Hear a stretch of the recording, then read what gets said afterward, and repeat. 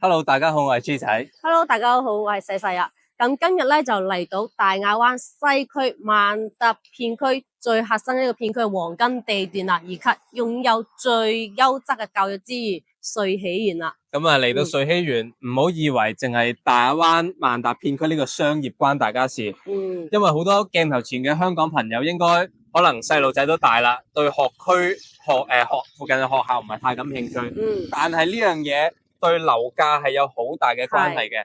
正正因為呢邊好多人買樓，其實係為咗照顧小朋友嘅返學嘅需要，近學校最好嘅學校資源。係啦。咁呢樣嘢就係牽涉到二手樓嘅交易情況同埋流通性。瑞禧園就滿足到晒你想要嘅商業生活以及返學周邊嘅配套，二手嘅流通性。咁啊一齊帶大家入去睇下。好，咁喺門口同大家講咗呢度係周邊嘅配套之王啦，講到咁好。最直觀呢個圖就可以帶大家睇到晒附近佢所有嘅配套啦。今日揸住呢支筆啊，令我感覺好似大學啲 professor 教授咁啊。嗱，聽書啊大家。咁啊講一講位置先，見唔見到呢個澳頭高速口啊？其實我哋而家樓盤就喺呢度瑞禧園，距離澳頭高速口咧只有5分鐘嘅車程。上咗澳頭高速口，一條路，一條高速落高速就已經到蓮塘口岸，一盞紅綠燈都冇。即係簡單啲嚟講，5分鐘車到高速口，一條路就翻到去蓮塘關口啦，用時50分鐘。換之亦然，由蓮塘口過嚟，一上咗高速，一盞紅綠燈都冇，就已經落到澳頭高速嚟到大亞灣啦。5分鐘車就翻到屋企啦。咁位置已經係非常方便啦。咁啊，同時仲可以點樣翻去搭愛心樓巴我哋？愛心樓巴啦，直接咧即係搭到我哋嘅蓮塘啊，或者係羅湖啊。就喺瑞禧園屋企樓下就已經有愛心樓巴啦，又係同樣車程都係50分鐘嘅啫。咁啊，交通解釋就非常方便啦。再睇睇周邊嘅商業配套，萬達廣場望得到啊，唔係商業就係學校。萬達廣場，益田假日廣場，係啦，吳悅廣場，以及吳悅廣場，見到被3大商圈圍繞，大亞灣最大最好嘅3個廣場就喺晒度啦。就喺我哋而家介紹樓盤瑞禧園嘅上面。咁包括咗5星級嘅酒店華美達酒店啦，咁呢啲配套係要喺最好嘅地段先會起到，因為佢需要人流，咁啊商業需要賺錢，咁唔需要我哋去解釋啲咩噶啦。當地選址就證明咗呢個地段係幾咁黃金，幾咁核心啊！可以見到周邊圍繞嗰啲學校真係特別之多啊，而且可以睇到即係我哋點解頭先提及到嘅最頂級嘅教育資質啦，大亞灣第一小學。係西區第一小學，咁啊第一中學初中部，以及博雅培文實驗學校。其實呢啲學校係圍繞住呢個樓盤嘅。簡單啲嚟講，就係你住喺樓上，望住自己屋企細路仔行落樓翻學，目送式嘅教育，目送佢翻學都得啦。咁啊呢樣嘢教育我都係頭先喺門口提及過，其實係好關乎二手樓嘅交易流通性嘅。因為好多人買樓，其實可能譬如由外地由北方搬過嚟南方，就係想小朋友接受更加好嘅教育。而呢度教育就喺晒呢個樓盤嘅周邊啦，咁大家有小朋友嘅家庭，第一個考慮嘅就係會呢個位置啦，翻學近，然之後需求大。咁啊，除咗講到商業、學校、交通之外咧，周邊嘅產業都係非常之多嘅。咁可以見到光宏科技嘅廠啦，附近有科技園啦，包括去到再入少少有。靠深圳片區有比亞迪一系列嘅工業啦，咁其實都證明咗呢附近嘅呢個 GDP 嘅產生啦，咁同埋越多勞動人口對周邊嘅居住需求更加多，出租率亦都係保證咗。係啦，除此之外可以睇到我哋嘅一個有我哋嘅一個大亞灣嘅兒童公園啦。即係大灣嘅星空高度夢想樂園啦，仲有我哋亞公頂森林公園啦，仲有我哋頒獎嶺嘅森林公園，都係圍繞住我哋瑞禧園嘅。咁啊，即係包括連埋我哋生活休閒去行下山做運動嘅一啲配套都擁有埋啦。啱啱提及到亞公頂森林公園，見到惠陽高鐵站就喺呢度啦。其實距離瑞禧園大概都係10分鐘到15分鐘嘅車程嘅啫。咁啊，最後再包括埋一啲醫療配套咯，醫療配套咯。人民醫院啦、惠雅、中山醫院、中山大學醫院，咁就仲包括三和醫院啦，咁啊，周邊最近嘅一個幾分鐘之內嘅一個社區醫院啦，西區醫院。西區醫院所有醫療配套各方面齊晒㗎啦。所以話唔使話咧，可以睇到，即係無論係商業啦、教育啦、我哋嘅一個醫療啦，包括我哋嘅一個即係現生態嘅資源啊，或者啲公園啊，生活方面嘅嘢啦，啲森林公園啊，咩都係有。所以話呢一個地段真係可以話真係黃金地段啦。咁啊，呢張圖其實好細嘅啫，你唔好以為好大，點同點之間係好遠嘅距離。最遠就係惠陽站啦，15分鐘車程；澳頭高速口5分鐘嘅車程。呢張圖其實好細嘅咋，好方便呢個位置。即係話你周邊無論享受邊一個配套，行路就得噶啦。OK， 咁啊，配套同大家講完啦，我哋一齊入去園林睇下。好，咁上到嚟花園可以睇到呢個社區咧，係由7棟組成嘅一個中細型一個社區。咁依家可以睇到都係現樓噶啦，即係之前買嘅業主咧交咗樓嘅，已經7-8成嘅業主都係搬咗入嚟，可以睇到都係人氣比較旺。睇下呢棟特別入住率非常之高啊，見到啲窗台都係掛晒衫嘅。係啦，咁可以睇到呢7棟圍住一個花園，係造成一個圍合式嘅花園啦。咁呢個花園可以睇到都係比較精緻嘅一個花園，佢係人車分流嘅一個花園。咁花園入邊嘅一個應有嘅一啲配套啊，即係設施都係有啊，好似泳池啦、環氧跑道啦、兒童樂園同埋我哋嘅老人活動中心都係有啊。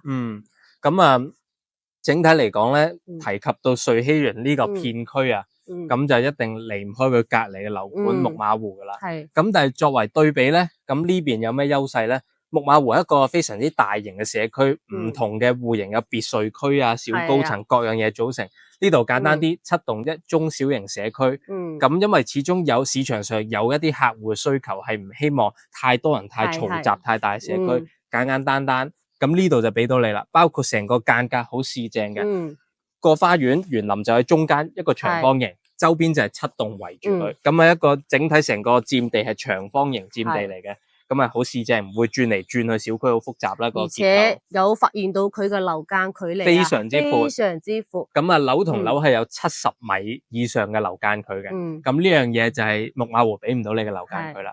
咁啊，講咗咁多啦，佢嘅物業費、停車場同大家略略提下。物業費就係2個9一平，停車場就係270蚊一個月。係。咁啊，除咗樓間佢係佢嘅優勢之外咧，穗禧園另外一個優勢就係佢嘅實用率高達98%。咁關於戶型嘅嘢，我哋一齊上去親眼睇下。好，咁上嚟到我哋依家睇嘅係8棟樓王單位，24樓示範單位。係示範單位，咁咧係2梯4戶。2梯4戶。咁而家同時做緊個活動，咁就係8棟，針對8棟樓王單位，限時送1個車位。咁啊，後期如果業主對車位需求冇需要啦，咁其實可以直接賣咗佢套現。咁其實簡單啲嚟講，就係直接喺樓價度減咗佢啦。咁視乎你需求。我哋先去睇一睇呢個87平嘅細單位。係3房嘅。咁可以睇到呢度入嚟到呢一個單位87，做3個房間。咁可以見到咧，我哋一個交付嘅一個標準啦，然之後呢個大門啦、指紋密碼鎖啦。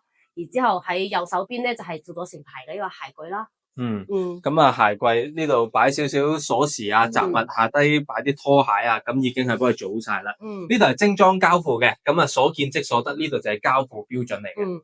咁啊入到嚟啦，過咗玄關嘅位置就係呢個餐廳嘅位置啦，餐廳區域。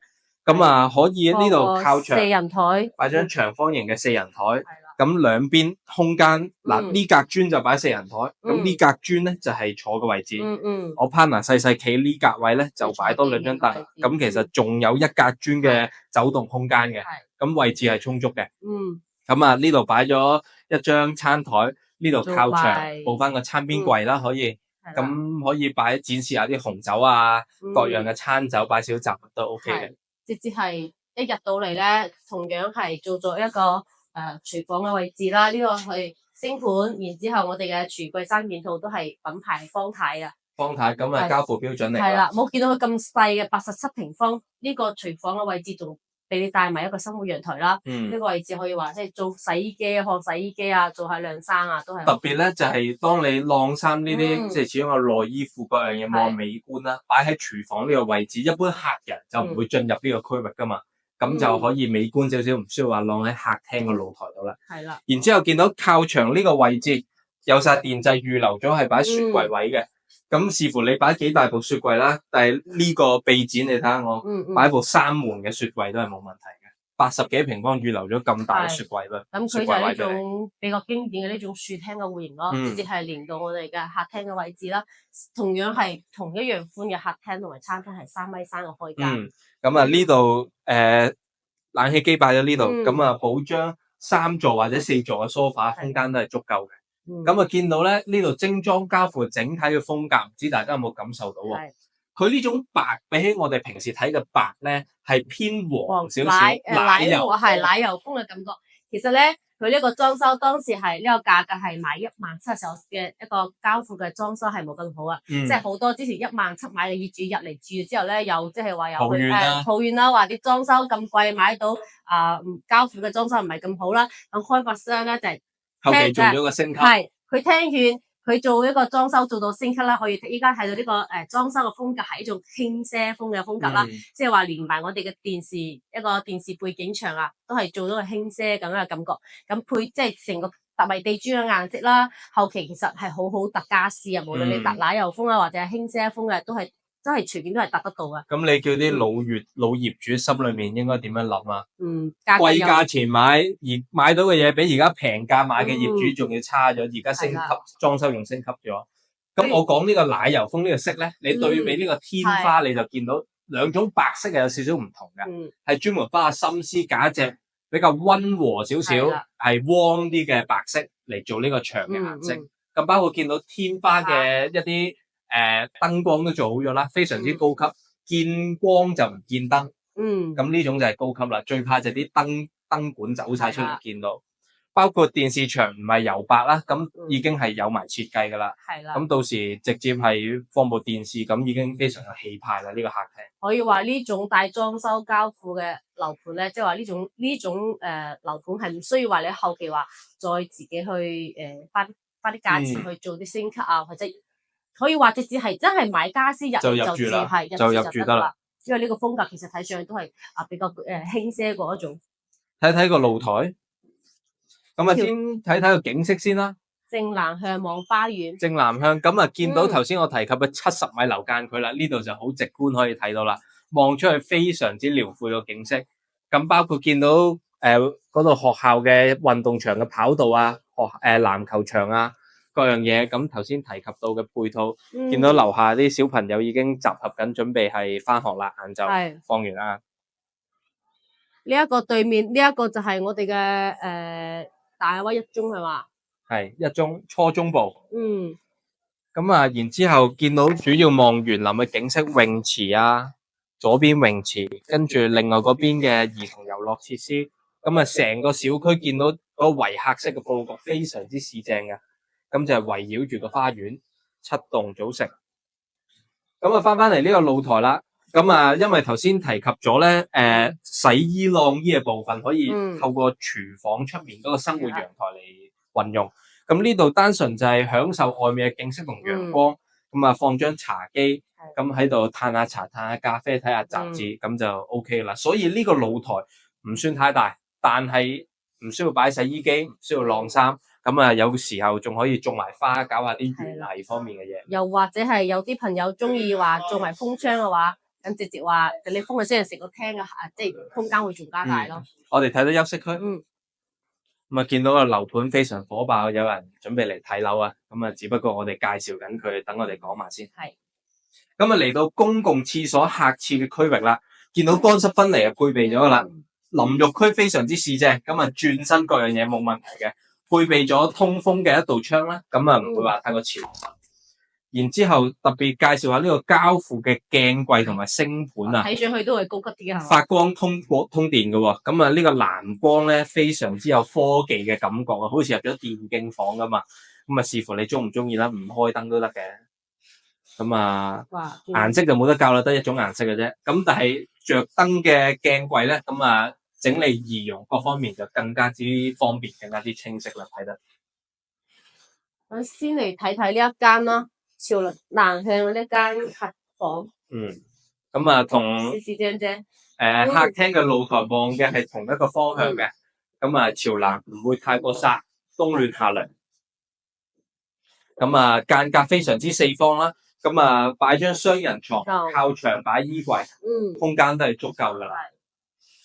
再嚟睇下對面呢一間，呢一間係一個陽光房，係送一半面積嘅，即係一半面積係唔計入房本嘅。咁啊視乎點樣運用啦。嚴格嚟講咧，呢間陽光房景色就冇噶啦。咁呢個都實話實說。咁就如果人多嘅，攞嚟做小朋友嘅房，咁啊做咗風窗啦，拉埋窗簾，咁就係一個非常隱蔽嘅空間啦。咁但係如果唔係做房間，唔需要隱私性嘅，譬如屋企住嘅人唔多，唔好封窗咪做個茶室咯，呼吸下新鮮空氣，咁啊飲茶待客，又或者做個電競房都係冇問題噶，視乎點樣運用。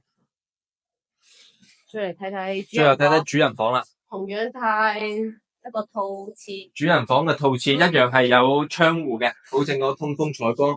咁咧呢個就係我中意佢嘅地方。雖然佢主人房嘅淋浴區咧唔係四方嘅間隔，但係佢唔會係鑽石型嘅設計，頂手頂腳，佢做咗一個弧形啊半圓嘅設計。咁我個人比較中意呢種風格，望落唔會咁頂手頂腳嘅感覺啊。咁啊然之後馬桶。咁啊，包括呢個星盤啊、鏡櫃都係同頭先客廁一樣嘅配套嘅，都係着燈嘅鏡櫃。咁啊，收納櫃各樣嘢都為你準備好噶啦。可以見到佢房間嘅一個都係木板落鋪嘅，同客廳就係磚係唔同啊。係啦，咁啊，即係兩種感覺啦。客廳就係奢華少少嘅，用灰色嘅地磚；而翻到房間休息區就係比較溫馨嘅感覺，上咗木地板。咁啊，同樣朝向都係朝南嘅，主人房望嘅景色，見到晏晝陽光曬入嚟，唔會係暴曬殘眼嘅感覺，但係和暖嘅，整體係空間都係非常之實嚟講，呢個房間都算非常之因為佢喺中間擺到床，呢度再擺埋衣櫃啊，就裝埋梳妝台喺呢個位置咧，完全空間係夠用嚇。咁啊，特別後期可以考慮下，就係將床嘅主人房雙人床嘅高度，同飄窗大概係銜接到係同樣嘅高度，咁可以延伸出去，好好運用飄窗呢個空間啦。咁整體嚟講，呢個3房2個洗手間嘅單位係咩賣價？佢依家嘅價格係10500㗎，即係已經係降咗價㗎啦，而且係裝修係做到升級啦。然之後咧可以計算到佢嘅一個首期咧就係未到去14萬，月供係3200就可以擁有呢個單位。咁啊，直接精裝交付，拎包入住，買家私就 OK 啦。咁我哋接下嚟睇一度大少少嘅133平嘅單位。好，咁依家嚟睇係133嘅4房。咁啊，獨門獨戶，門口空間可以運用擺個鞋櫃。咁啊，不過入面都有鞋櫃，入嚟睇下。咁啊，標配嘅密碼指紋鎖，咁啊交付標準嚟噶啦。後面就係鞋櫃。咁見到呢個鞋櫃就唔算太大嘅，以133平嚟講，細少少咯。所以我就係話門口可以補個鞋櫃，係啦，個空間可以運用到。然之後呢度就係一間贈送嘅陽光房啦。咁我覺得咧，靠住門口呢間陽光房可以做風窗，作為一個雜物間，或者係啲書房啦。係啦，因為空間唔算太過之大。咁啊，然之後對面就係廚房嘅位置啦。哎呀，廚房做咗 L 型嘅設計，L 型嘅設計，明窗明廚嘅，預留咗一個雪櫃嘅位置。咁啊，擺部雙開門嘅雪櫃就空間充足嘅。然之後睇一睇客廳嘅位置，入嚟就係南北通透。雙露台嘅戶型，係啦。咁啊，呢個就係餐廳嘅位置。餐廳嘅位置開間就冇客廳嗰邊咁大咯。咁但係擺一張長台，一張6人嘅餐台係冇問題嘅。冇問題。咁啊，包括牆後面補個餐邊櫃啦。然之後靠住餐廳呢個細露台，咁就可以做一個晾衫嘅區域啦。係啦，放洗衣機啦。係啦，因為呢個唔係主露台，空間唔算太大。然之後睇睇呢個客廳嘅位置。客廳嘅開間就夠晒闊啦，有4.1米。包括望過去電視牆嗰個闊度非常之夠啦。咁啊，擺到100寸嘅電視都係冇問題噶啦。咁啊，一樣照舊4人梳化、茶几、電視牆，補部冷氣，夠晒位置。睇睇呢個主露台，呢個露台都好大啊，長應該係有7.1米咁長。7米嘅露台，咁啊延伸到去客房嘅共享嘅呢個露台。咁啊，見到我就係話可以目送到小朋友翻學啦係，樓下就係呢個大亞灣一中啦。嗯，咁啊，見到啲學生喺度打籃球、跑下步，幾寫意啊！然之後一齊去睇下休息區。先睇睇呢一個頭先講嘅呢一間房間啦，係嗯延伸到出邊嘅一個露台嘅。咁啊，享用到客廳嘅露台，咁可以作為一間長輩房啦。咁啊，晏晝喺屋企唔想成日攤喺度嘅，透過呢度行出去露台都方便啦。都好大啊！為主人房咁大，冇問題啦，主人房咁嘅大細。然之後睇睇第二間客房，呢間就相對嚟講細少少啦，升咗間格斯啫。咁就小朋友嘅房間係啦，擺張你講嘅做榻位都唔錯。延伸出去讓飄窗度，單人床、電腦台、單人衣櫃都夠空間擺嘅。然之後嚟到公共客廁嘅區域啦，咁啊一樣乾濕分離，淋浴區夠位轉身向前向後行，唔會逼夾嘅。咁啊通風採光有窗排即係唔會潮濕，咁啊鏡櫃交付標準嚟噶啦。入邊仲有一間房間，就係主人房對面嘅一間房。你小朋友多嘅話，兩間兒童房都 OK 嘅。咁啊，大家唔使爭啦。咁啊，大家都一樣大細嘅，同頭先介紹嗰間。其實好似你話真係會考慮咁多個房間，其實小朋友肯定就唔止一個嘅。咁啊，個仔一間，個女一間，個洗手間就喺中間夾住，咁啊，大家都唔使爭。最後睇睇主人房，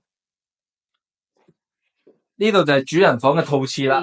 咁啊，淋浴區又係做咗一個圓形嘅設計啦，唔會頂手頂腳。咁見到呢個廁所空間好大喎，其實我覺得開發商咧應該延伸多少少出嚟啊！呢度仲有咁足夠嘅空間。其實係啊，有一望落去，其實佢呢個主人房嘅套廁咁大，其實可以唔使咁設計。係啦，佢可以做大少少嘅。咁啊，嚟到主人房休息嘅區域啦，咁啊一樣間隔式啫，雙人床、化妝台、床頭櫃、到頂嘅雙人衣櫃，咁啊前面仲可以擺小雜物，擺個電視啊，擺個電視櫃，足夠嘅位置俾你做櫃嚟做收納。就帶埋個飄窗，同樣望朝南向望出邊嘅花園啦。咁啊採光非常之好，和暖，但係唔係暴曬殘眼嘅感覺。咁啊呢個單位大致係咁啦。咁啊價格係點樣咧？呢一個單位咧，價格咧首期係俾到21萬啦，每個月供5000蚊就可以擁有啦。咁就一個改善型嘅戶型咧，對俾我哋睇87平。最後帶大家睇下最大嘅143平嘅單位房。好，咁依家嚟睇143嘅呢個5房啊，大5房係2個洗手間嘅，可以睇到咧一入門嘅左手邊咧就做咗一整排嘅鞋櫃啦。哇！呢個收納櫃而且係非常之多啊，上下兩層啊。咁啊下面擺鞋，上面啊擺一啲出門經常會用到雜物啦。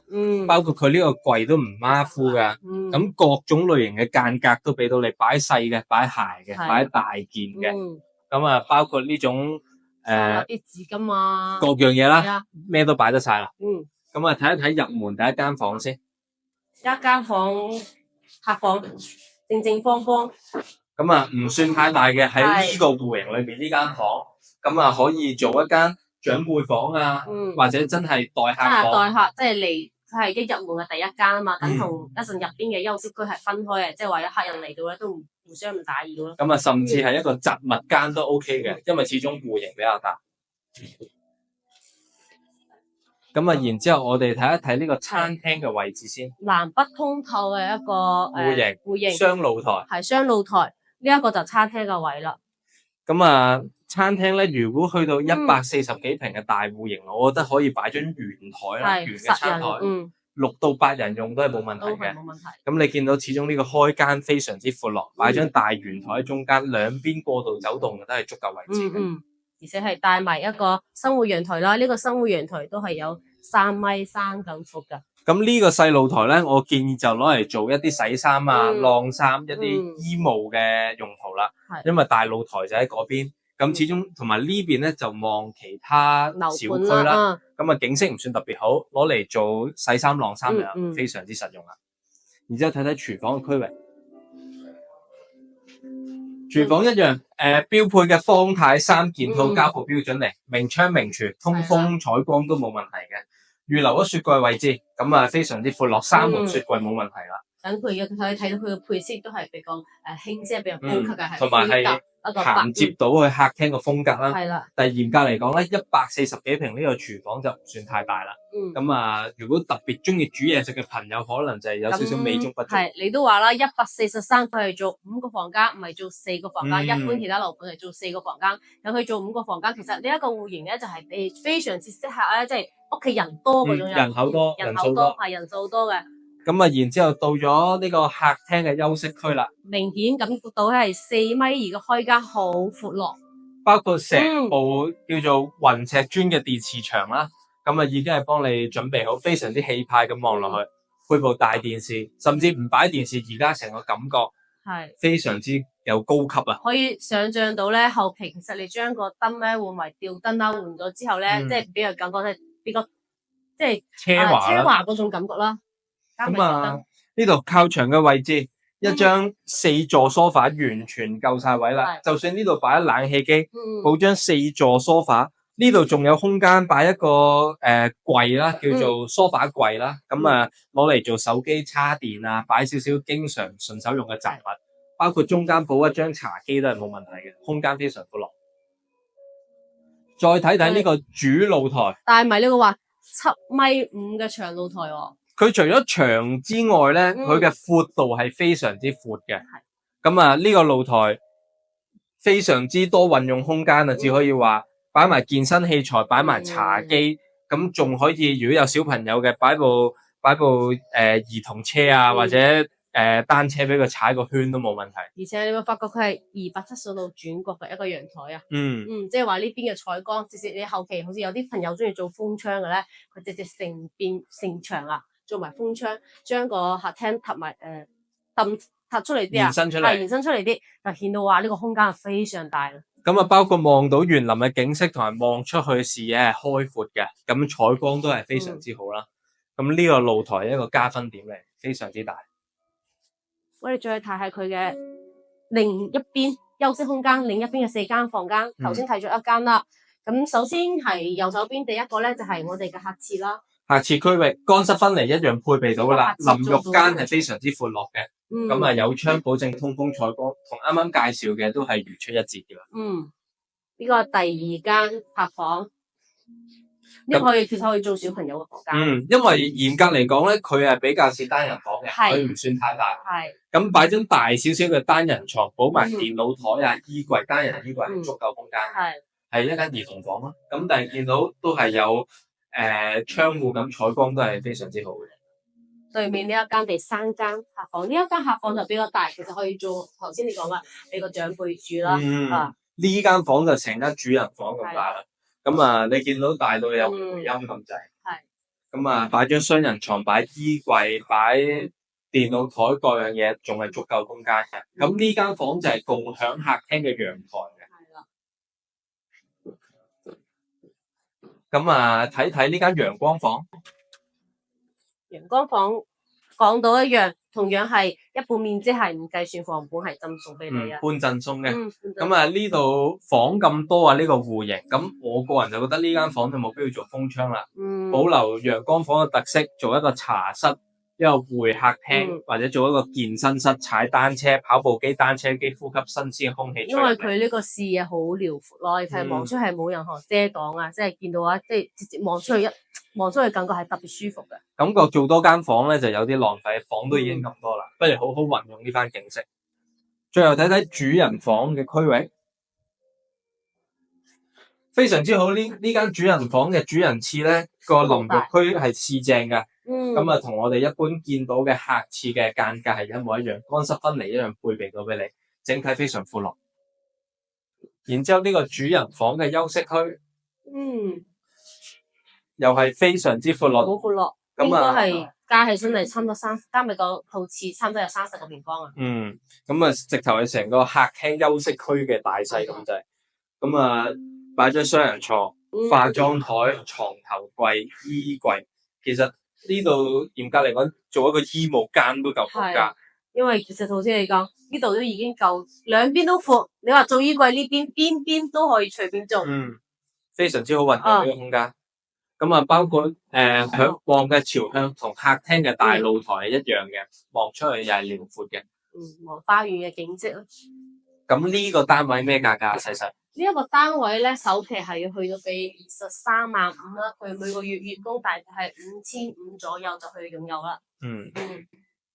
好，咁帶大家睇完呢3個單位啦。總結嚟講咧，瑞喜園呢一個小區咧，係除咗木馬湖之外，即係離萬達片區最近嘅一個樓盤啦，即係或者係行路過去400米就可以到啊。咁除咗呢2個樓盤之外，其他萬達周邊啲樓盤都已經係交咗樓10幾年嘅一個，有啲年份啦，有啲年份係啦。除非你話你就係真係想買萬達最近嘅一個樓盤，除咗話呢2個小區之外，你要買其他小區就要買二手樓噶啦。咁你唔考慮二手樓，你想買啲新樓咧，咁除咗木馬湖咧，咁瑞喜園呢一個小區咧都係非常之唔錯嘅選擇，因為佢係依家目前新盤嚟講唯一一個大亞灣西區第一小學教育資源嘅一個樓盤啦。咁啊享受最好大亞灣最好嘅商圈啦，配套生活配套非常成熟噶啦。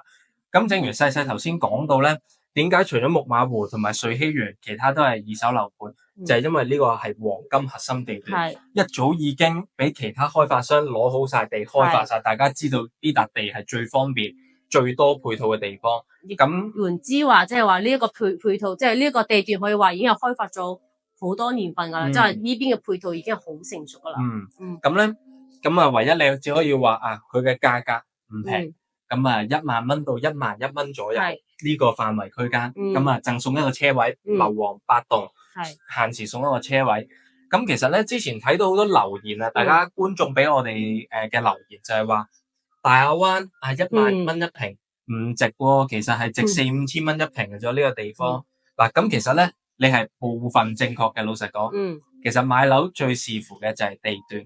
我舉個香港嘅例子，可能你屯門、沙田、新界區開發嘅新樓，新鴻基又好，再好嘅開發商，佢賣得再貴都比唔上可能港島區嘅一啲可能30-40年嘅舊樓，可能連佢一半嘅價值都唔到。咁其實區別係咩？就係地段嘅問題。大亞灣好大嘅，我哋介紹過之前其他樓盤，無論可能係有舉個例子，澳頭片區嘅一啲海景房啊，有埋海景添，或者我哋之前介紹嘅粵海一貴府。咁其實都係做到4000蚊一平呢個效果，即係觀眾所提及嘅大亞灣就係值4000蚊，係有呢啲樓盤嘅。但係希望大家都去睇晒我哋呢條視頻，留意到地段呢個核心問題。呢度就係最黃金、最核心地段。我哋經常以吳越廣場萬達廣場為一個中心、一個地標嚟到講，距離呢2個地方有幾遠？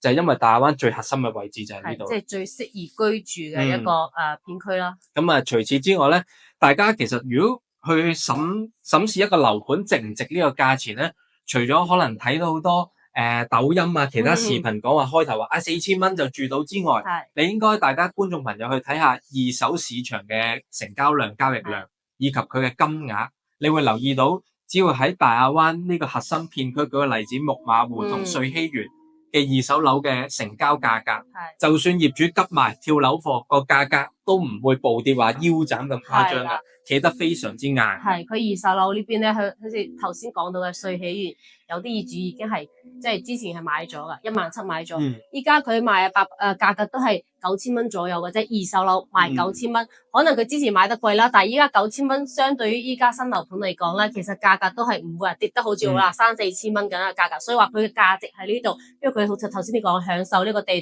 段，享受呢個商業配套，享受埋呢一個教育配套咧，佢價值喺呢度，佢係跌唔到去邊噶。咁價錢就唔會呃人啦，即係我哋講嘅嘢，你可以懷疑我哋硬推一啲貴嘅樓盤出嚟，但係市場價格咧係市場所定嘅，並唔係我哋可以左右。咁所以總結嚟講，瑞喜園核心地段新樓，咁唔中意太大嘅小區，譬如睇完木馬湖唔啱心水嘅，可以考慮下呢個樓盤。